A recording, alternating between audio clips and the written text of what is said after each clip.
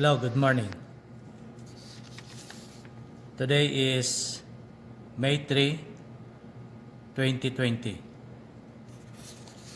And once again, this is Teacher Ariel. Our subject is measurements and experiments.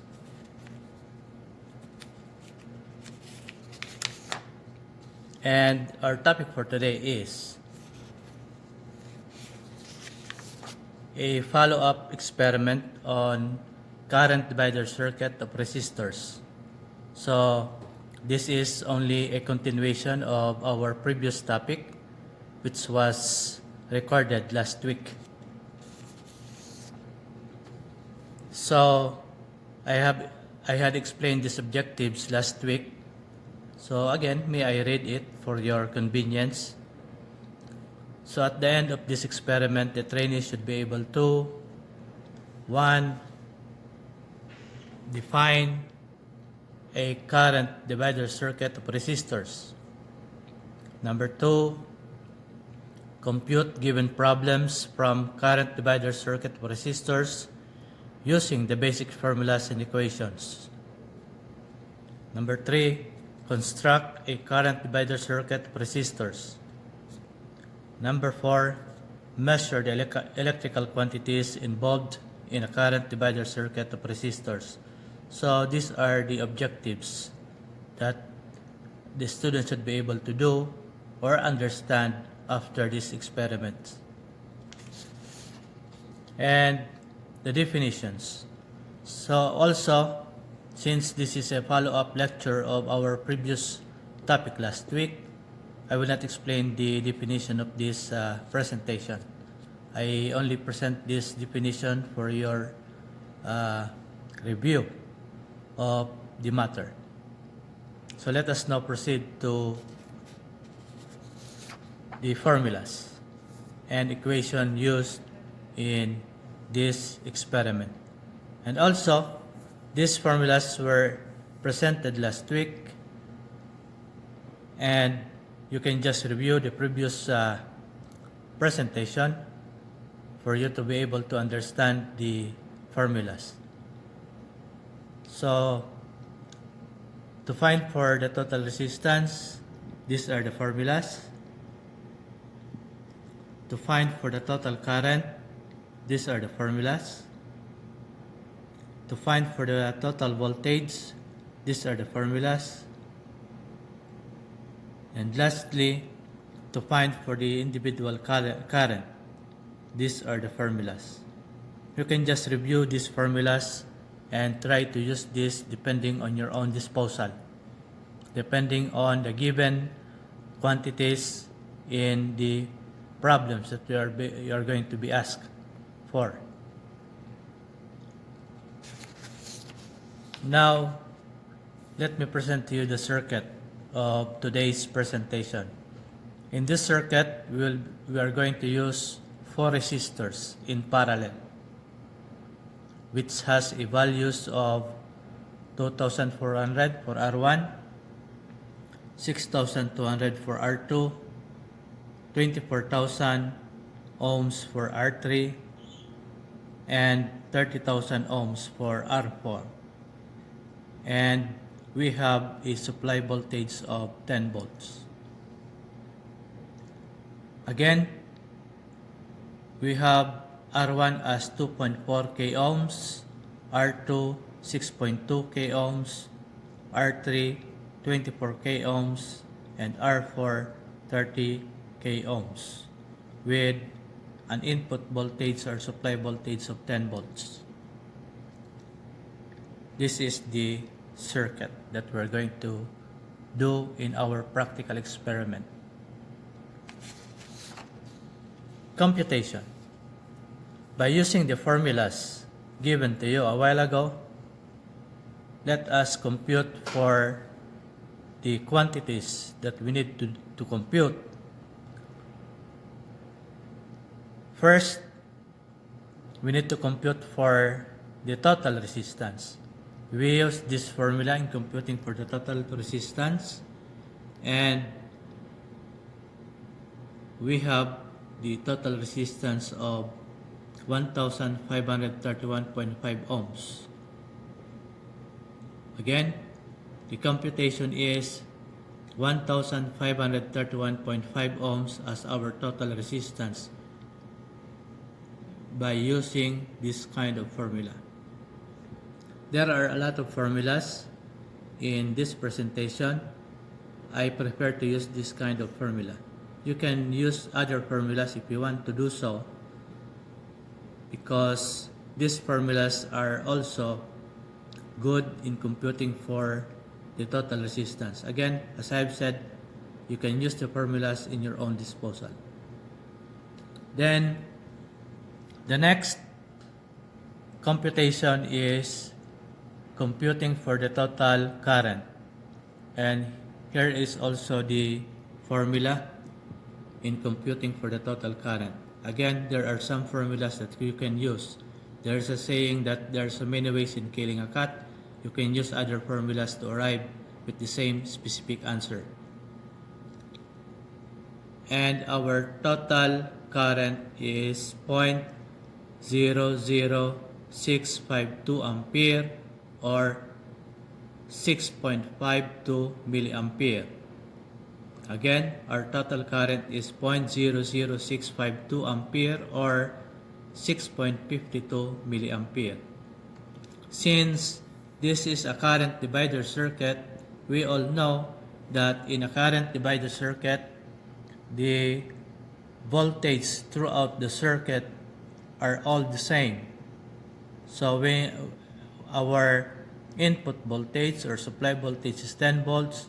Basically, the voltage across R1, R2, and R3, and also R4, are all the same, 10 volts, because they are connected side by side or parallel circuit. In parallel circuit, the voltage are the same throughout the circuit as the input voltage or supply voltage. What we are now going to find for are the individual current for these four resistors connected in parallel. So we are going to look for the current in R1, current in R2, current in R3, and current in R4. So we transpose this formula and we arrive at a 4.16 milliampere as our current in R1. As for current in R2, we have 1.612 milliampere. For current in R3, we have 0.416 milliampere. And lastly, for current in R4 is 0.333 milliampere. These numbers are results of the computation using the basic formulas and equations. And for us to find out if the individual current, when we sum it up, is the same as the total current, we have the formula of total current is equal to current in R1 plus current in R2 plus current in R3 plus current in R4. And we transpose it using all the numbers given in our computation. So we arrive at 6.52 milliampere or 0.00652 ampere, which is the same as our computed current using the other formula, this formula. Again, this formula, IT is equal to VT over RT. We arrive at 0.00652 ampere. And by computing for the individual current, we arrive with these answers, and we sum it up, we arrive at 0.00652 ampere, which is the same as our previous computation. So meaning to say that our computation is correct. So let us now proceed to the practical experiment. Why do we need to do this practical experiment? We are doing this practical experiment to prove that our computation must be the same as the practical experiment. We're just going to prove this theoretical aspect into practical ones.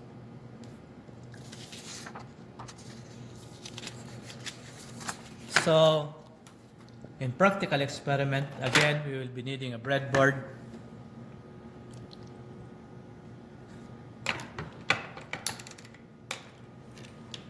an analog multimeter. We are going to use this analog multimeter as an ohmmeter and as an ammeter.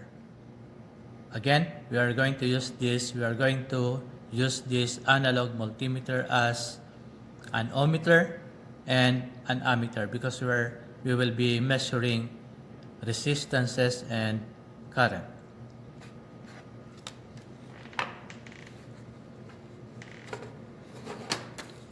Here are the resistors.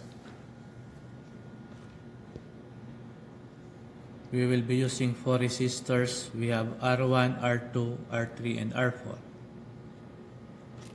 Let us now construct the circuit. Let us go back to the circuit which I had presented to you a while ago. Okay, look at the circuit carefully. This circuit consists of 4 resistors in parallel.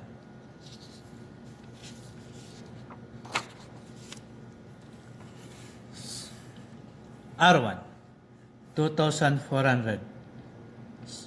We will be looking at the color coding, and this is R1, this is 2,400 ohms, and we will connect it in parallel. R1.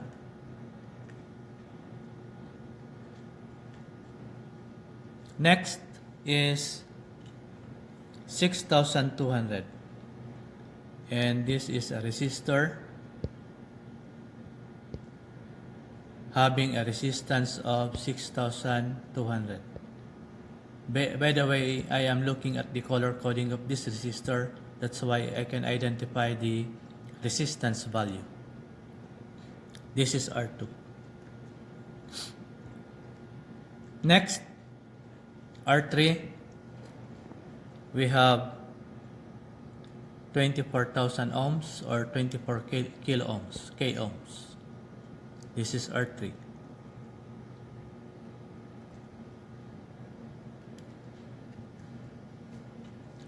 R4 is 30 kilo ohms or 30,000 ohms.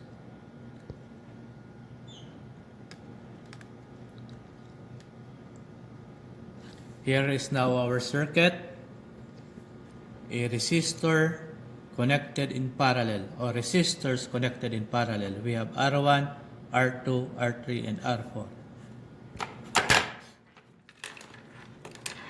First, we need to measure the total resistance of this circuit. Here is your analog multimeter, and we are going to use times 100 as our range.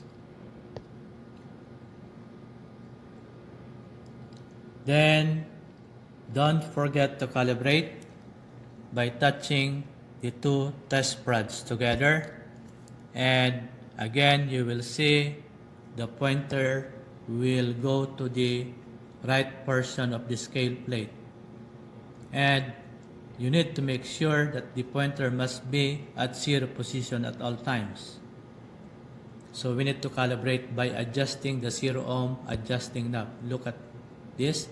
I am rotating the 0 ohm adjusting knob to let this pointer rest rest to 0 position.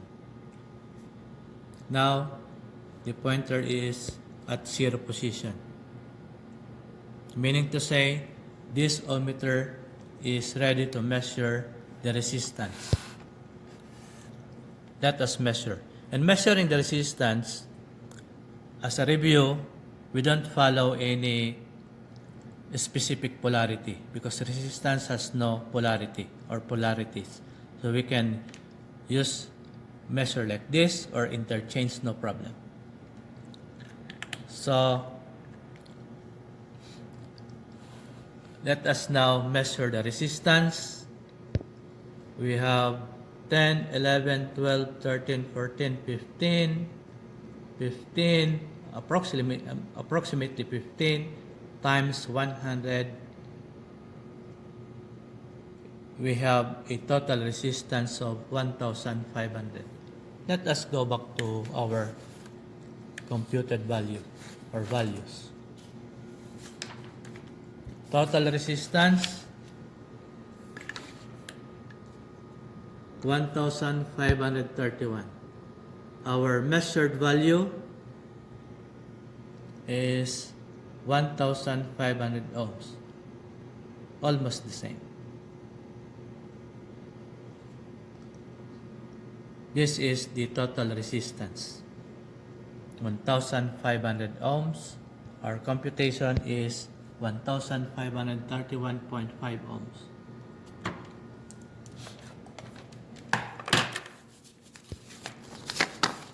Let us proceed to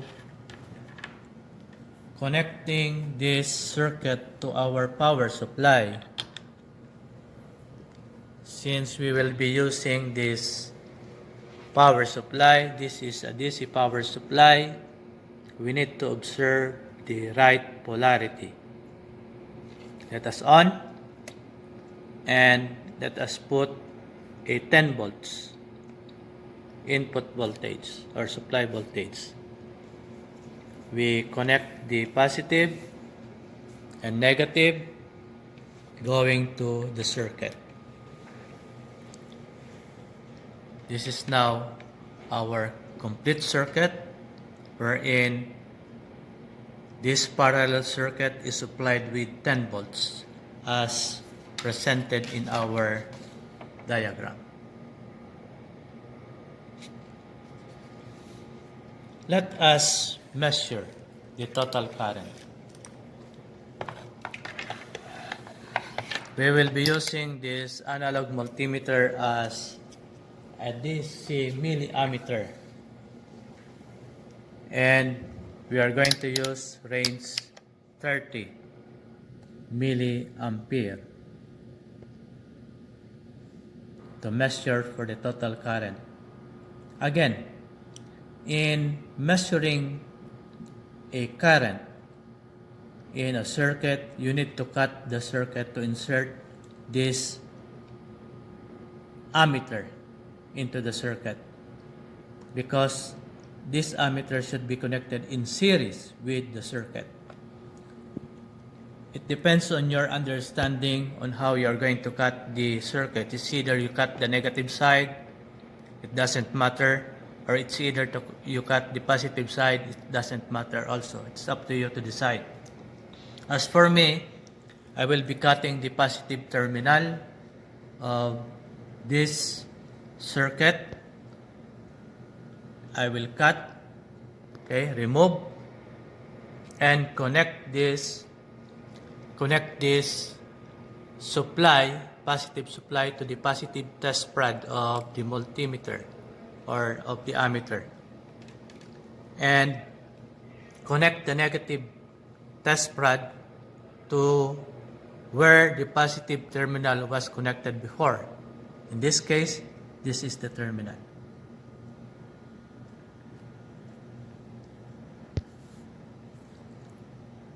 Okay, now let us read the total current.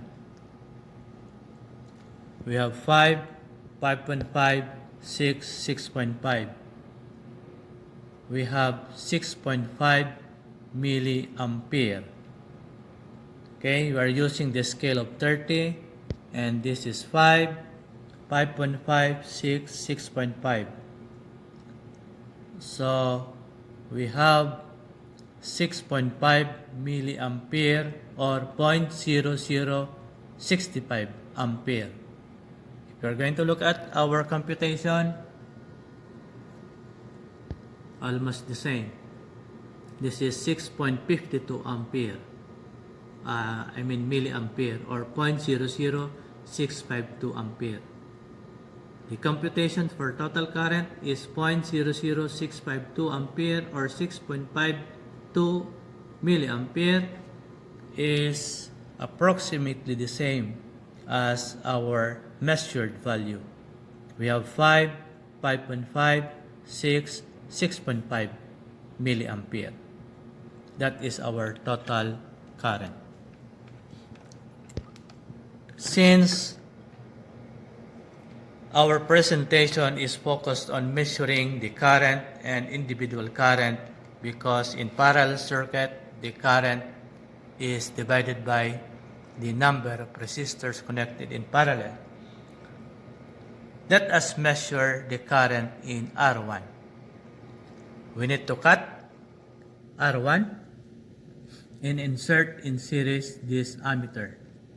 So don't forget to observe the correct polarity. Positive to the positive terminal, then negative to the resistor terminal, which was cut off. Okay, and let us measure. We have 4 milliampere. We have 4 milliampere, or 0.004 ampere. Why? We just deduct 10 from 5, because if you're going to look at the pointer position, it is at the 4, or 1, 2, 3, 4, 5, 6, 7, 8. 8 lines, on the 8 lines. Okay, so this is measured as 4. Plus 0.5, 5, 0.51, 1.52, 2.53, 3.54. 4 milliampere, or 0.004 ampere. Look at the current in R1. We have 4.116 milliampere, or 0.00416 ampere. Almost the same. Let us measure the current in R2. Again, we need to disconnect R2 and insert the ammeter in series. Observe the proper polarity.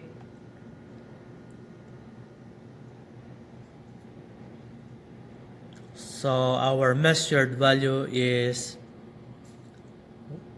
1.5 milliampere. 0.51, 1.5 milliampere. And our computed value for current in R2 is 1.612 milliampere, or 0.00161 ampere. And our measured value is 1.5 milliampere, or 0.0015 ampere. That is current in R2. Now, let us measure the current in R3. Since the resistance of this resistor R3, which has a higher value of resistance, then it is for sure that the current flowing in it is quite small. So we will use 3 milliampere as our range. Before we use 30 milliampere. Now we are going to use 3 milliampere. Let us measure current in R3. Again, remove the terminal, disconnect, connect the positive test rod to the positive terminal and to the terminal of the resistor.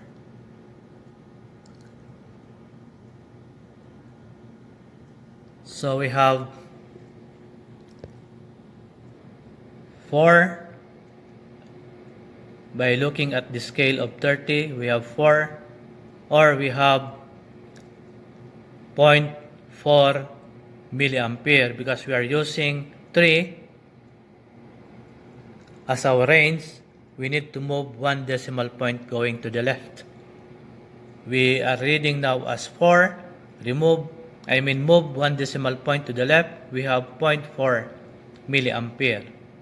And our computation is 0.416 milliampere or 0.000416 ampere. Again, our reading is 0.4 milliampere or 0.0004 ampere. That is our current for resistor number 3. Return back the terminal. Let us cut R4 because we are going to read for the current in R4. Connect to the positive terminal and to the resistor terminal.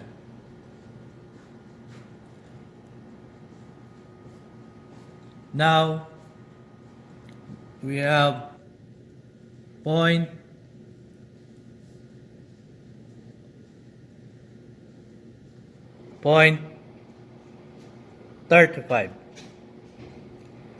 milliampere. If you're going to look at the scale of 30, we are reading 3.5 milliampere.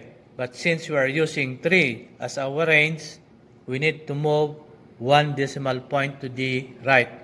So instead of 3.5, we are going to read it as 0.35 milliampere, which is our computed value is 0.333 milliampere, almost the same, or 0.00033 ampere.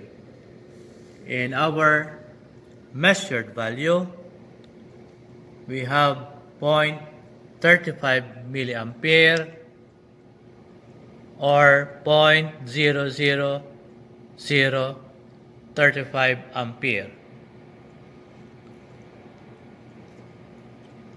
Once again, we have proven that our computation and the practical experiment is almost the same.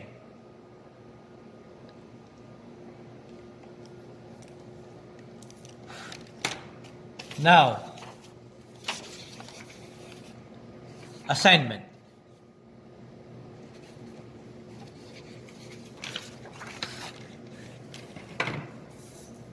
Here is your assignment.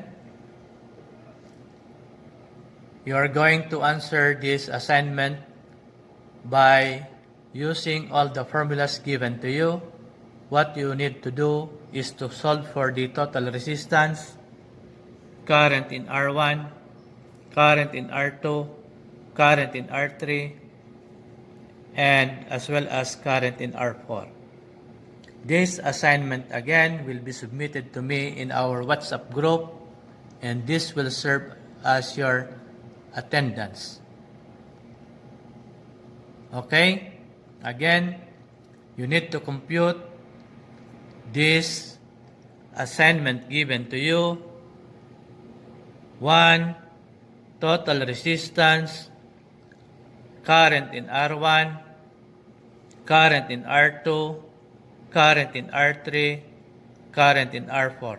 You may also solve for the total current to make it easy for you. for checking. And this assignment will be submitted to our WhatsApp group to prove that you attended this video presentation. Again, this assignment will be your attendance for the following week. Our next topic next week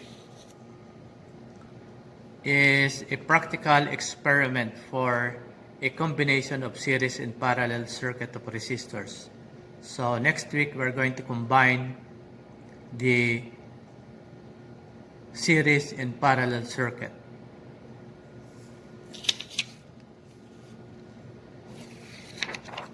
Thank you very much and have a nice day.